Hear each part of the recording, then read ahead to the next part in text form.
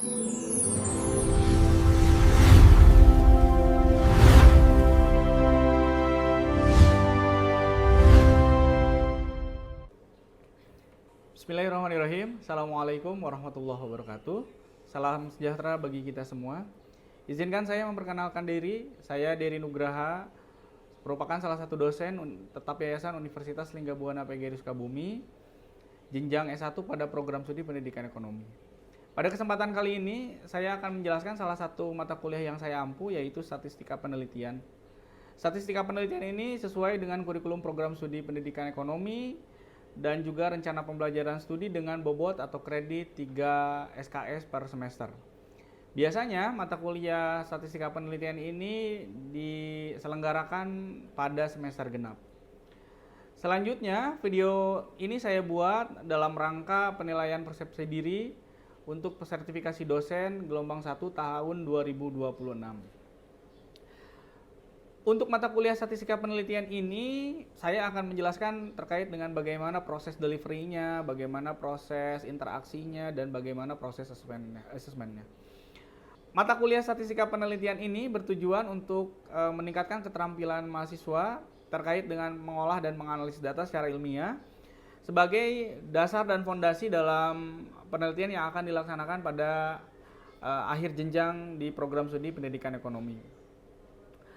Mata kuliah ini ditempuh dalam 16 pertemuan yang dibagi dalam 14 pertemuan penjelasan dan diskusi, 1 pertemuan untuk ujian tengah semester, dan 1 untuk pertemuan ujian akhir semester. Mata kuliah ini diselenggarakan secara sinkronus dan asinkronus dengan memperhatikan capaian pembelajaran lulusan. Topik-topik pada mata kuliah ini diantaranya adalah pengantar statistika, pengertian data, jenis data variabel, ukuran pemusatan data, ukuran penyebaran data, ukuran letak data, uji validitas dan reliabilitas instrumen, uji analisis regresi dengan menggunakan aplikasi SPSS, dan juga uji analisis regresi berganda yang menggunakan aplikasi SPSS. Capaian pembelajaran lulusan pada mata kuliah ini diantaranya yang pertama adalah mahasiswa memiliki kemampuan mengolah dan menganalisis data secara ilmiah. Yang kedua, mahasiswa memiliki kemampuan berpikir logis dan sistematis dalam menafsirkan fenomena. Kemudian yang ketiga, mahasiswa memiliki kemampuan berpikir kritis terkait dengan fenomena-fenomena yang akan diangkat menjadi sebuah penelitian. Pembelajaran pada mata kuliah Statistika Penelitian ini dilakukan secara holistik, integratif, dan berpusat pada mahasiswa, sehingga para mahasiswa dituntut untuk berinteraksi dalam proses pembelajaran. Dosen berperan sebagai fasilitator. Dalam prakteknya, pembelajaran pada mata kuliah Statistika Penelitian ini dikombinasikan dengan metode ceramah, eksplorasi, case study, team-based project, juga beberapa model pembelajaran seperti problem based learning, project based learning, dan discovery learning. Selanjutnya, untuk proses penyelenggaraan dan proses penilaian pada mata kuliah Statistika Penelitian, yang pertama adalah 10% untuk presensi kehadiran, 25% untuk tugas mandiri, terstruktur dan tidak terstruktur, kemudian 30% untuk ujian tengah semester, dan yang terakhir adalah 35% untuk ujian akhir semester. Selanjutnya, pada mata kuliah Statistika Penelitian ini, selain capaian pembelajaran lulusan, mata kuliah ini diselenggarakan juga secara sinkronus dan asinkronus dengan memperhatikan sistem pembelajaran learning management system yang ada di Universitas Linggabuana PGRI Sukabumi yang dinamakan SIAKAD. Selanjutnya, untuk lebih jelas terkait dengan penyelenggaraan proses pembelajaran, maka akan disajikan video pembelajaran selanjutnya. Terima kasih. Assalamualaikum warahmatullahi wabarakatuh. Bismillahirrahmanirrahim. Assalamualaikum warahmatullahi wabarakatuh. Waalaikumsalam warahmatullahi wabarakatuh. Rekan-rekan mahasiswa yang berbahagia, syukur alhamdulillah di pagi hari ini kita masuk di pertemuan 9 pada mata kuliah Statistika Penelitian. Sebelumnya di pertemuan ke-9 kita akan membahas sedikit terkait dengan penentuan ukuran sampel, dan juga jenis variabel penelitian. Seperti biasa, untuk presensi mahasiswa silahkan di scan dulu QR-nya. Di pertemuan 8 saya sudah mengecek hasil UTS kalian, luar biasa, nilai-nilainya sangat baik ya, rata-rata di range sangat baik ya. Di pertemuan ke-9 ini seperti yang tadi sudah saya sampaikan, kita akan belajar bagaimana cara menentukan apa itu variabel dan juga ukuran sampel. Sebelumnya sudah membaca bahan perkuliahan hari ini? Sudah? Sudah. Ada yang mau diskusi sedikit? Atau bertanya dulu boleh? Oh boleh, Din. Silakan, Din. Boleh, Din. Kenapa kan hitungan sampel itu diambil dari populasi ya? Ya. Kenapa peneliti itu lebih mengutamakan sampel daripada populasi? Oke. Pertanyaannya bagus. Mudah-mudahan nanti setelah sampai dengan selesai perkuliahannya pertanyaan tadi bisa dijawab. Pertanyaan yang tadi dijawab secara deskripsi besarnya adalah kenapa kita selalu mengutamakan sampel daripada populasi. Yang pertama, kita sebagai peneliti pasti memiliki kekurangan waktu, keterbatasan maksudnya, keterbatasan waktu, keterbatasan pengetahuan untuk mengumpulkan seluruh data. Karena salah satu keberhasilan dari penelitian adalah proses pengumpulan data. Alangkah lebih bagus ketika sampel yang kita ambil sama dengan jumlah populasi. Kalau terjangkau, kalau sumber daya yang kita miliki banyak. Tapi kalau misalnya sumber daya yang kita miliki terbatas, maka muncullah sampel yang tadi ya.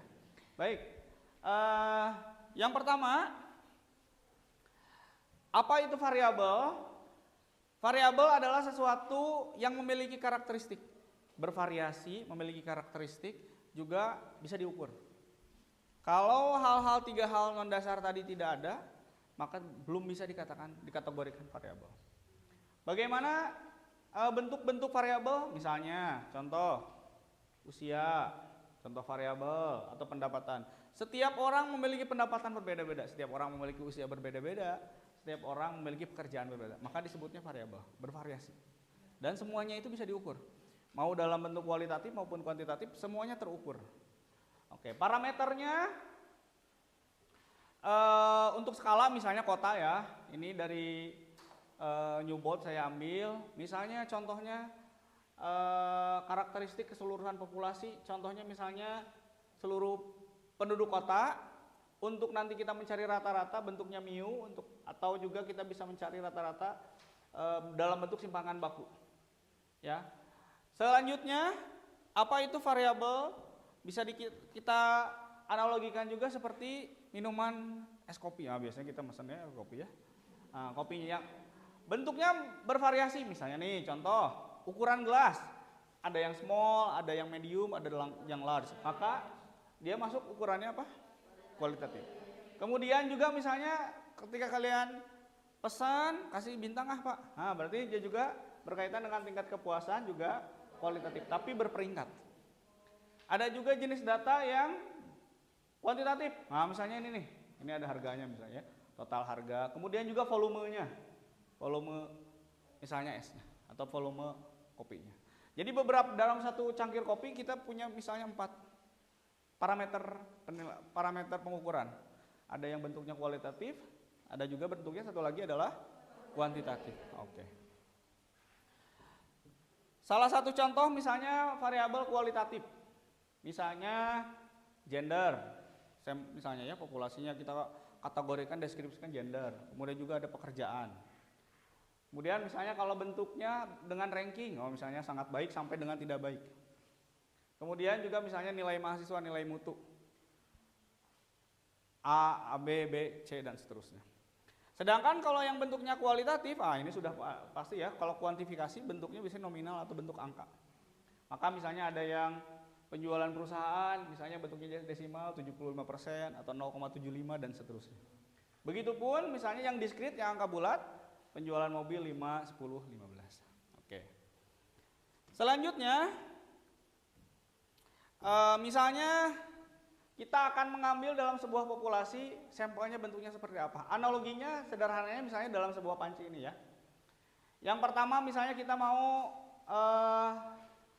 konsentrasikan yang seperti tadi saya sampaikan, di dalam ini sop ini ada macam-macam gitu ya. Ada wortel, ada namanya, ada airnya, ada kaldunya dan seterusnya. Maka misalnya di dalam populasi sop ini yang perlu kita perhatikan adalah yang pertama adalah terkait dengan penentuan sampel, yang selanjutnya adalah tentang parameter. Pengukurannya nantinya bentuknya seperti apa. Oke. Muncullah pertanyaan yang tadi, seperti yang Dinda tadi sampaikan. Pak, kalau nentuin sampel, selain kita kenapa pentingnya menentukan sampel, bentuk sampel itu diambilnya gimana dan jumlahnya berapa Pak? Takaran saya Pak. Ketika ada pertanyaan yang tadi, maka kita wajib ada dua paradigma yang harus kita buka. Yang pertama adalah kalau misalnya populasinya kita ketahui pasti, dan ada yang populasinya tidak diketahui pasti. Contoh misalnya populasi yang tidak diketahui pasti. Berapa jumlah volume air laut? Sampai dengan saat ini peneliti-peneliti yang di luar negeri maupun di dalam negeri belum bisa menentukan secara pasti volume air laut. Karena setiap detik beda-beda volumenya.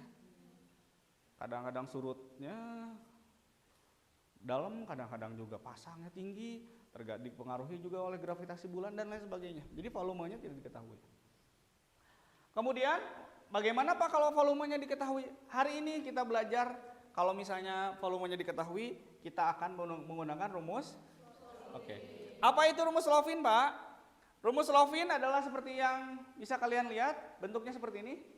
N sama dengan N besar per 1 ditambah N dikali error toleransi dikuadratkan. Contoh misalnya ya. Pak, apa itu error toleransi? Jadi kalau kita misalnya punya percobaan 100 kali melempar bola, kita sudah mengakui di dalam diri kita bahwa ketika 100 kali lemparan, 5 kali saya sudah pasti gagal. 95 kali saya usahakan konsentrasi. Itu namanya error toleransi untuk 5%. Begitupun untuk 10%. Semakin rendah error toleransi, maka stres kita, tekanan terhadap peneliti semakin tinggi. Karena error toleransinya, tingkat kesalahannya mengecil. Berarti tingkat yang benarnya harus lebih tinggi. Dan tetap menjadi proporsi 100%. Oke. Contohnya misalnya yang ini ya, survei UMKM di suatu kota misalnya. Ada populasinya misalnya 4.130 UMKM. Error toleransinya adalah 5%. Maka proses pengerjaannya adalah nanti error toleransi yang 0,05, yang 5%, dari persen kita rubah menjadi kita rubah menjadi pecahan dulu, kemudian juga langsung menjadi desimal. Maka N 1 per N dikali error toleransi dikuadratkan. N-nya kita ketahui misalnya 4.130 dibagi 1 tambah 4.130 dengan 0,05 kuadrat. Oke. Maka yang diproses yang bawahnya dulu seperti biasa. Kalau sudah nanti kita dapatkan, ternyata dengan error toleransi kita dapatkan 364,68. Kita bulatkan ke atas ya, karena tidak ada yang setengah untuk UMKM. Oke. Ketika kalian sudah bisa menentukan jumlah sampel dari sebuah populasi yang diketahui 365, dengan sangat bisa kalian bisa melanjutkan pekerjaan kalian. Contoh, dalam suatu kota misalnya ya, ada 6 kecamatan. Maka dari 365 yang tadi kalian ketahui, kalian bagi secara proporsional menjadi per kecamatan. Kecamatan A, misalnya nanti kalian dapatkan misalnya ya 60 UMKM. Kecamatan B 60 UMKM. C begitu seterusnya. Sampai dengan nanti totalnya adalah 365. Oke. Selanjutnya, bagaimana kalau populasinya tidak diketahui, Pak? Oke. Ketika kita tidak mengetahui populasi, maka kita harus kembali ke variabel. Oke. Ke variabel. Setiap variabel ini sudah pasti memiliki apa namanya? Setiap dimensi pasti punya Oke. Maka untuk menentukan jumlah sampel dari sebuah penelitian yang populasinya tidak diketahui, kita wajib mengetahui apa? Indikator dari variabel. Contoh misalnya ya. Ada judul misalnya pengaruh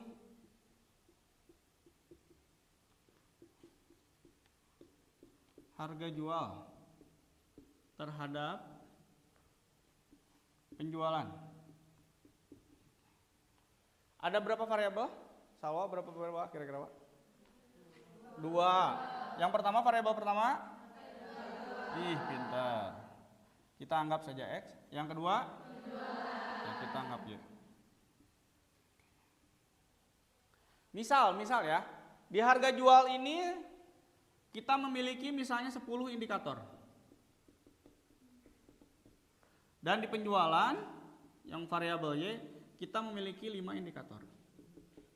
Oke. Jadi total ada berapa indikator ya? 15. Ada 15 indikator Pak total. Menurut Ferdinand dan Hare et al, dia mengatakan minimal pengalinya 5 untuk menentukan jumlah sampel. Maksimal berapa Pak? Maksimal 10. Misalnya 15 indikator, saya Pak kali dengan apa misalnya yang minimal, kali dengan 5. Maka totalnya adalah 15 kali 5 berapa ya? 70. Maka kita harus mencari sampelnya adalah 75 responden. Oke. Pengantarnya sampai sini, kemudian setelah ini kalian akan saya bagi kelompok menjadi 3 kelompok, duduk sesuai dengan kelompok. Nanti saya berikan lembar kerja mahasiswa, silahkan diisi dengan baik, diskusikan dengan rekan sesamanya dengan baik untuk mengisi kelompoknya ya. Saya bacakan dulu ya. Oke.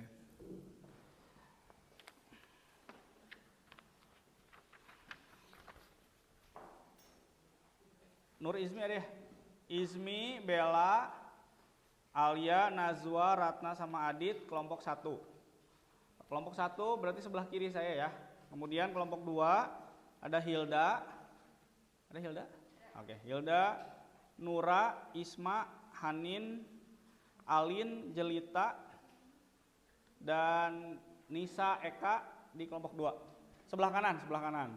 Dan yang terakhir kelompok 3 di tengah-tengah, Mutiara, Aul, Anggraeni, Dinda, Salwa, dan Rindu. Ya, silakan duduk berkelompok. Sudah cukupkah?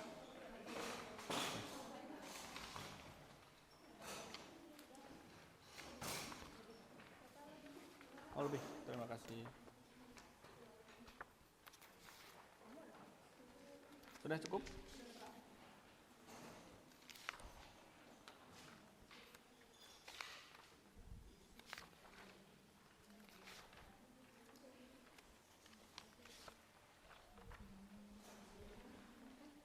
Cukup? Cukup? Oke. Rekan-rekan mahasiswa, jangan lupa yang pertama diisi identitasnya di lembar kerja mahasiswa. Hasilnya seperti biasa diupload di drive yang nanti disediakan. Dan ini diisi diskusikan, hasil diskusi. Ya, tidak ada individual dalam pengerjaannya. Diskusi hasil diskusi ya. Silakan. Saya beri waktu 30 menit bisa? Oke. Setelah nanti hasilnya ada, saya akan ngambil sampel juga untuk kalian presentasi ya. Diwakili saja ya. Silakan. Kenapa? Oke. Nah, yang ini. Sorry.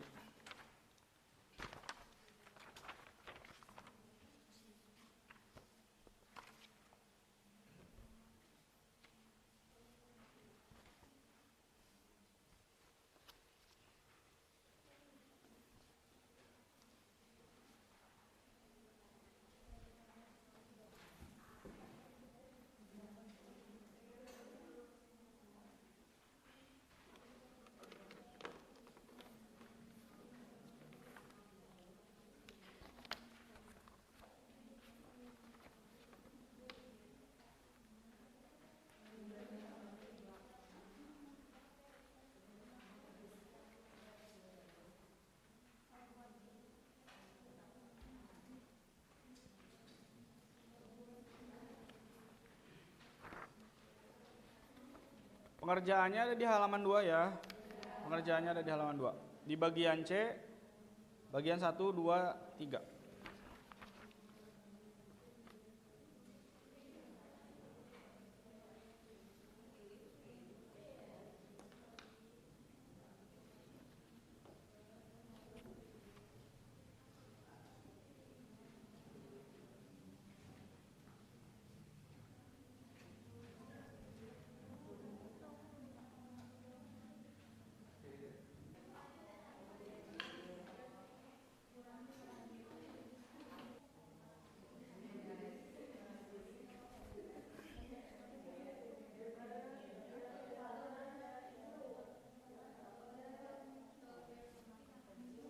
Jangan lupa error toleransinya dikuadratkan dulu sebelum nanti diproses ya.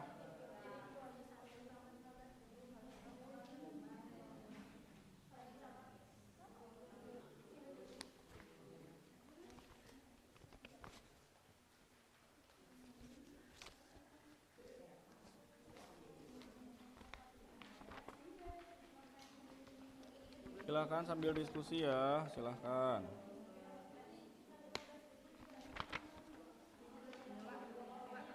Kenapa, Din? Nggak usah, nggak usah. Ya, mau diisi boleh, nggak juga nggak apa-apa. Silahkan.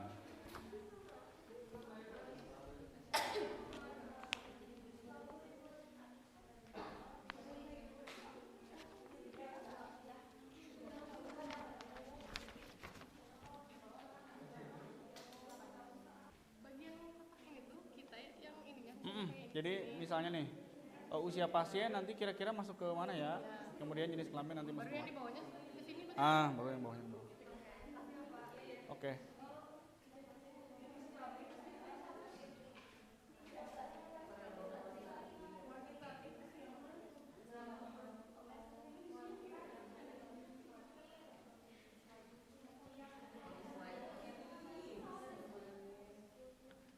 Belum, sedang proses. Kelompok 2 sudah selesai kah? Sudah selesai. Oke.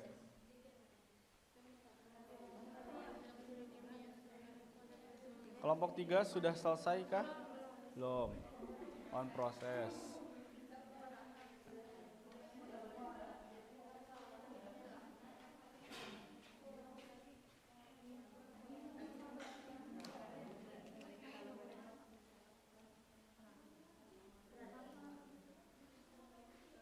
Untuk pertanyaan reflektif yang bagian D nanti dibalik. Jadi kelompok 1 menjawab nomor 3, kelompok 2 menjawab nomor 2, kelompok 3 menjawab nomor 1. Bagian pertanyaan reflektif. Don't forget juga ya. Sudah selesaikah? Kelompok 1 Alia sudah selesaikah? Oke. Oke, kelompok 2 sudah selesaikah? Oke.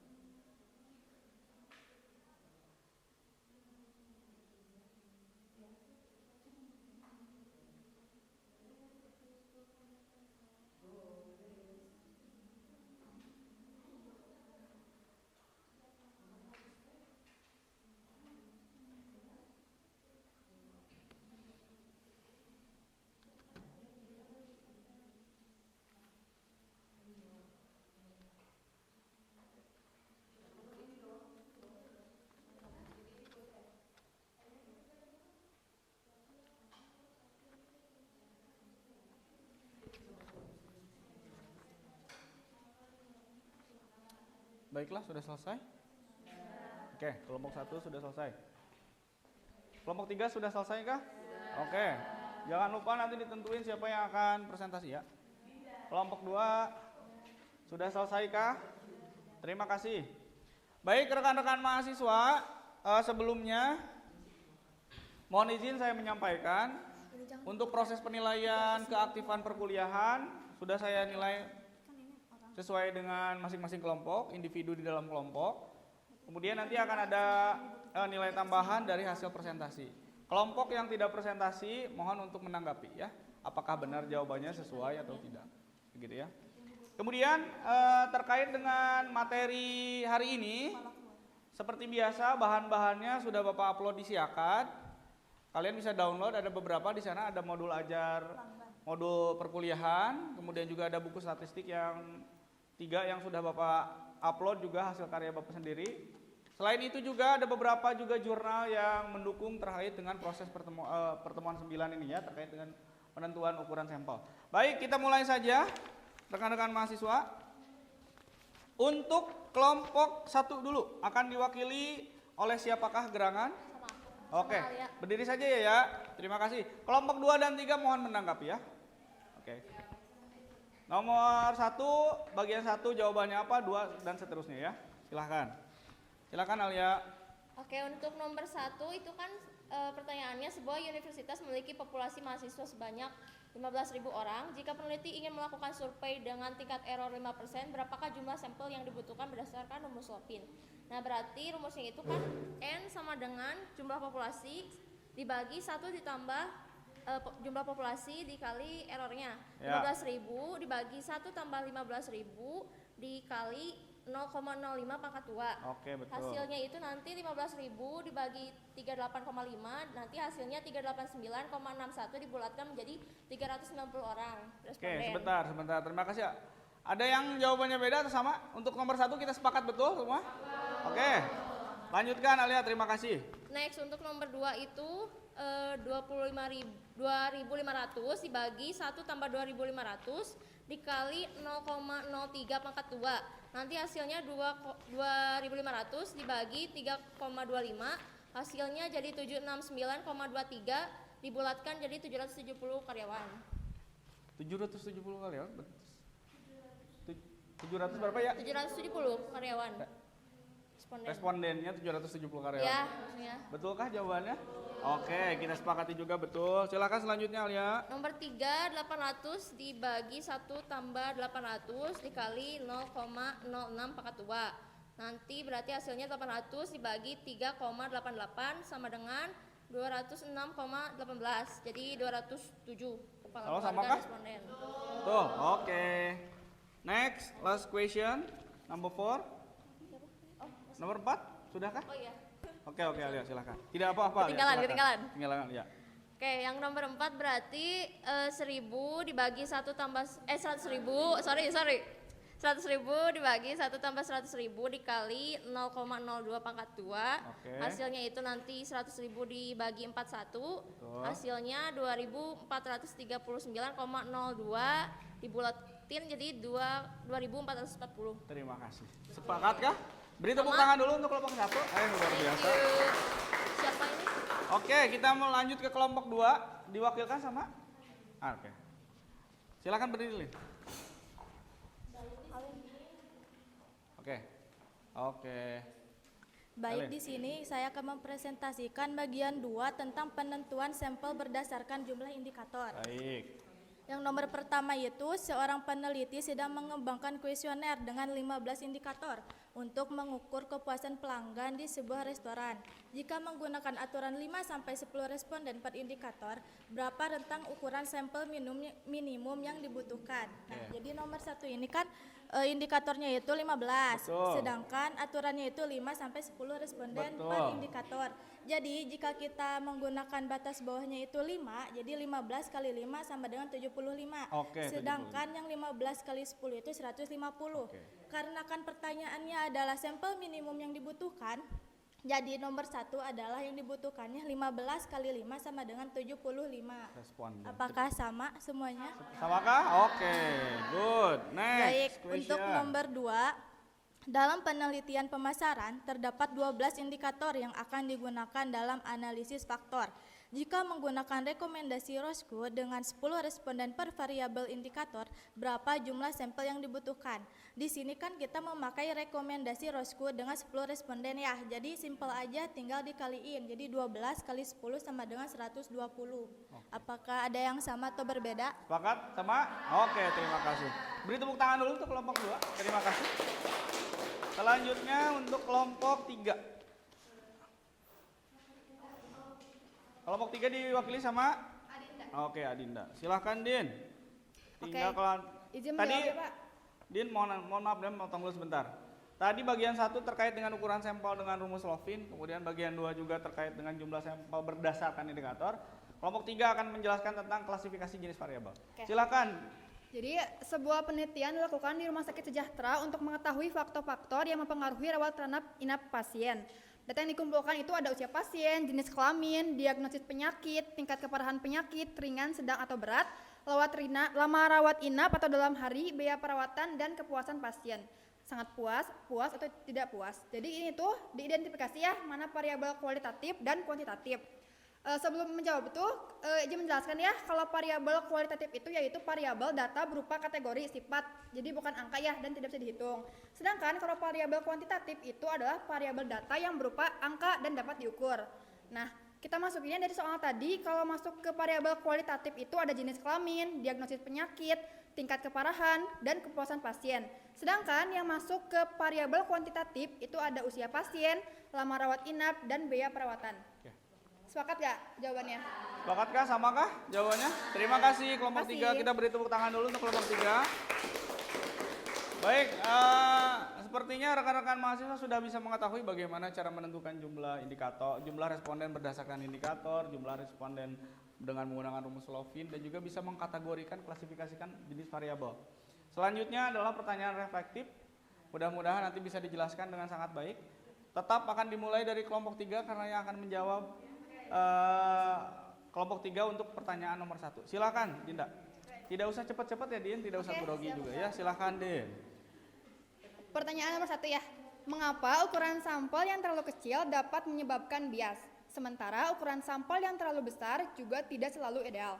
Jawabannya dari kelompok kami yaitu ukuran sampel terlalu kecil rentan menimbulkan bias karena kurang representatif dalam mewakili keragaman populasi. Sebaliknya, ukuran sampel terlalu besar tidak ideal karena memboroskan waktu, tenaga, dan biaya tanpa memberikan peningkatan ketepatan yang signifikan. Oke. Sepertinya untuk jawaban dari pertanyaan reflektif nomor 1 dari kelompok Dinda, sini sudah sangat tepat ya. Jadi kata kelompok 3 untuk soal nomor 1 itu kalau jumlah sampelnya terlalu sedikit, dia tidak bisa menggambarkan keseluruhan populasi. Tadi kalau sampelnya terlalu besar, tadi keterbatasan waktu, tenaga juga ideal. Ya. Apakah sepakat untuk kelompok 1 dan kelompok 2 menanggapi kelompok 3? Terima kasih. Beli tepuk tangan lagi untuk kelompok 3. Oke. Kita geser sedikit ke kelompok 2. Ya, 2. Silakan diwakili oleh siapa ya? Oke, Hilda. Silakan berdiri, Hilda. Jadi kan pertanyaannya, mengapa ukuran sampel yang terlalu kecil dapat menyebabkan bias? Nomor 2 saja deh. Nomor dua ya? Nomor 2 aja. Sorry. Oke, tidak apa-apa. Menurut Anda, dalam situasi apa penelitian sebaiknya menggunakan pendekatan jumlah indikator dibandingkan rumus Lovin? Nah, menurut saya atau menurut kelompok kami, pendekatan jumlah indikator lebih cocok digunakan pada penelitian yang menggunakan banyak variabel dan analisis statistik seperti regresi atau SEM karena jumlah sampel disesuaikan dengan banyaknya indikator penelitian. Apakah ada yang sama atau ada yang berbeda? Jadi katanya pendapat kelompok 2, kalau misalnya penentuan pendekatan jumlah dengan menggunakan jumlah indikator, dia menggunakannya tadi ada struktur equal model. Untuk di tingkat strata 1, khususnya program studi pendidikan ekonomi, kita belum terlebih dahulu menyentuh ke SEM, tapi kita analisis datanya menggunakan aplikasinya apa? SPSS. Jadi seperti yang tadi dijelaskan oleh kelompok 2 sudah sangat baik. Kalau misalnya jumlah indikatornya banyak, alangkah lebih baik diolahnya dengan menggunakan tadi SEM ya. Apakah sepakat untuk kelompok 1 dan 3? Oke. Terima kasih, kita beri tepuk tangan dulu untuk kelompok 2. Terakhir. Oke, terakhir. Kelompok 1. Oke, diwakili sama siapa? Oh, Alia lagi, boleh Alia. Silakan.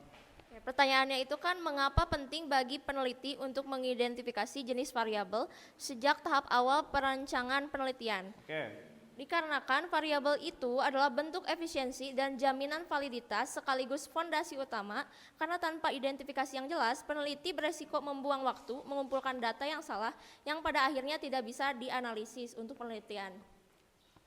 Jadi Bagaimana? kata kelompok 1, tadi kata Alia mewakili kelompok 1, katanya kenapa penting banget untuk si peneliti menentukan jenis variabel. Karena tadi seperti yang Alia sampaikan, ketika kita misalnya tidak bisa meneliti, misalnya tidak bisa menentukan ini termasuk kualitatifkah, kuantitatifkah, maka nanti kesininya juga nanti akan bias kesini. Iya. Juga nanti kata Alia tadi, nanti goalsnya terakhirnya kita juga nggak bisa narik kesimpulan yang benar. Iya, betul. Ya, kesimpulannya. Apakah sepakat untuk kelompok pertanyaan penjawaban? Oke. Kita tepuk tangan. Oke, rekan-rekan mahasiswa, terima kasih banyak. Perkuliahan di pertemuan 9 kali ini sudah luar biasa. Kalian sudah berdiskusi, kalian juga sudah bisa mengeluarkan pendapat. Yang ingin saya sampaikan bahwa di pertemuan ini yang paling penting adalah kita hari ini belajar bagaimana cara menentukan jenis variabel. Kemudian yang kedua juga kita bisa menentukan ukuran sampel atau sample size baik dengan populasi yang diketahui maupun tidak diketahui. Seperti biasa, hasil pengerjaan kalian dikumpulkan di saya, tapi sebelum dikumpulkan di saya, tolong di-scan dulu, di-upload di drive yang sudah disediakan. Ya, silakan. Saya beri waktu 1 menit untuk nge-scan dan upload dulu ya.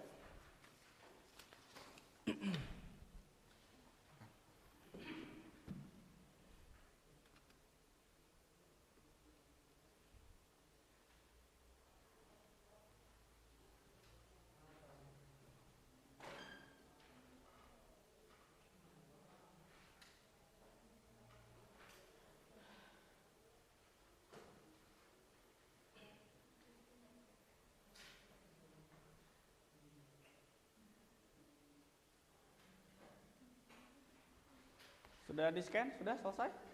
Oke. Di pertemuan ke-10 kita akan masuk ke analisis regresi. Jadi mudah-mudahan di pertemuan 10 di minggu depan kita bisa ketemu lagi di ruangan kelas K31 dengan keadaan sehat walafiat. Oke. Dengan mengucapkan hamdalah bersama-sama. Alhamdulillah. Kita akhiri pertemuan ke-9 pada mata kuliah Statistika Penelitian. Mohon maaf atas segala kekurangan. Billahi fisabilillah. Assalamualaikum warahmatullahi wabarakatuh. Oke, terima kasih. Tolong dikumpulkan ya itunya ya.